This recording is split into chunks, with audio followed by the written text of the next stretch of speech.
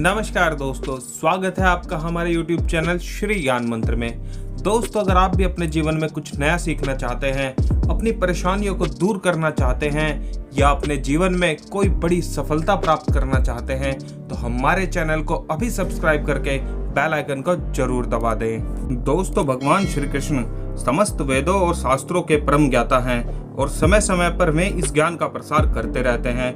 युधिष्ठिर के राज्याभिषेक के बाद भगवान श्री कृष्ण ने युधिष्ठिर को वास्तु से संबंधित कई महत्वपूर्ण नियम बताए थे। सभी मनुष्यों को अपने घर में सुख शांति स्थापित करने के लिए वास्तु शास्त्र में बताए गए इन नियमों का पालन अवश्य ही करना चाहिए।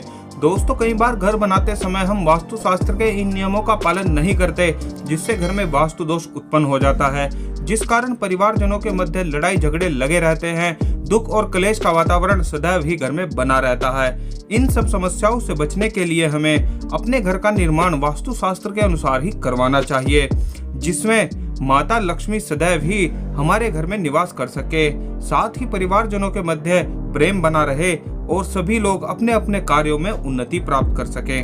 चलिए बात कर लेते हैं वास्तु शास्त्र के उन नियमों के बारे में जो परिवार में सुख समृद्धि लाने के लिए अत्यंत ही महत्वपूर्ण है। पर उससे पहले जल्दी से वीडियो को लाइक करके कमेंट में सच्चे मन से जय श्री कृष्ण लिखकर उनकी कृपा अवश्य प्राप्त करें। दोस्तों, वास्तु शास्त्र के अनुसार घर बनाने का पहला नियम है कि घर का मुख्य द्वार हमेशा पूर्व दिशा में होना चाहिए। ऐसे घर में सुख शांति और समृद्धि बनी रहती है। साथ ही कभी भी घर का मुख्य द्वार दक्षिण या पश्चिम दिशा में नहीं होना चाहिए, इससे घर में नकारात्मक ऊर्जा का संचार होने लगता है। यह भी ध्यान में रखना चाहिए कि कभी भी घर का मुख्य द्वार किसी चौराहे के सामने नहीं होना चाहिए। वास्तु शास्त्र का दूसरा नियम कहता है कि रसोई घर मकान की सबसे सकारात्मक और पवित्र जगह होती है। रसोई घर सदैव आग्नेय कोण अर्थात दक्षिण और पूर्व के मध्य की दिशा में ही बनाना चाहिए। इस दिशा में रसोई घर बनाना सबसे अधिक लाभकारी होता है। ऐसे रसोई घर की सारी सकारात्मक ऊर्जा घर में फैल जाती है, जिससे घर में कभी भी सुख और शांति में कमी नहीं आती। दोस्तों, वास्तु शास्त्र का नियम पूजा घर से संबंधित है। पूजा घर में सभी देवी देवता निवास करते हैं। अगर यह स्थान वास्तु के अनुसार न बना हो तो आपके द्वारा की गई किसी भी पूजा का फल आपको नहीं मिलेगा, जिस कारण घर में दरिद्रता और बीमारियों का वास होने लगेगा। इसलिए घर का निर्माण करते समय पूजा घर को ईशान कोण अर्थात उत्तर पूर्व के मध्य की दिशा में ही बनवाना चाहिए। दोस्तों, वास्तु का चौथा नियम यह कहता है कि शौचालय घर की सबसे अपवित्र जगह होती है। इस जगह घर की सारी नकारात्मक ऊर्जा का वास होता है, इसलिए इसे घर के नैऋत्य कोण अर्थात दक्षिण और पश्चिम के मध्य की दिशा में बनवाना चाहिए। और हमेशा यह भी ध्यान रखना चाहिए कि इसके आसपास कभी देवी देवताओं की तस्वीर न लगाएं और न ही झाड़ू को इसके पास रखें। ऐसा करने से हमें भगवान की कृपा प्राप्त नहीं होती है।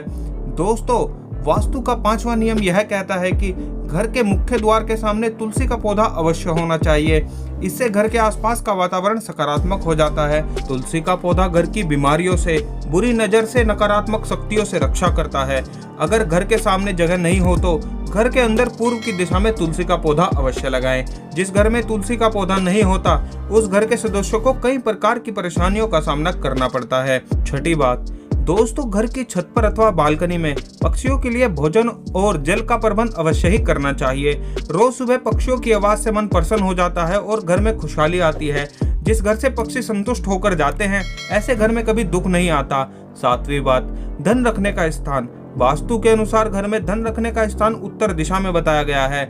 उत्तर दिशा को धन के देवता कुबेर जी की दिशा कहा जाता है। इसीलिए धन, गहने, जेवरात यानी कीमती चीजें जैसे तिजोरी, वॉलेट हमेशा ही घर की उत्तर दिशा में रखने चाहिए। इन्हें अन्य जगहों पर रखने से धन का अनावश्यक खर्च बढ़ जाता है। दोस्तों, एक बात का विशेष ध्यान रखें, जिस घर में इस प्रकार का वास्तु दोष होता है और वो ठीक नहीं किया जा सकता हो तो उस घर की पूर्व दिशा में तुलसी का पौधा लगाना चाहिए। माता तुलसी की कृपा से उस घर के सभी वास्तु दोष दूर हो जाते हैं। दोस्तों, जानकारी अच्छी लगी हो तो वीडियो को लाइक करके कमेंट में जय श्री कृष्ण और जय माता तुलसी लिखकर उनकी कृपा अवश्य प्राप्त करें। साथ ही हमारी मेहनत को सपोर्ट करने के लिए चैनल को सब्सक्राइब करके बेल आइकन को जरूर दबा दें, ताकि ऐसे ज्ञानवर्धक वीडियो आप सबसे पहले देख सकें। धन्यवाद।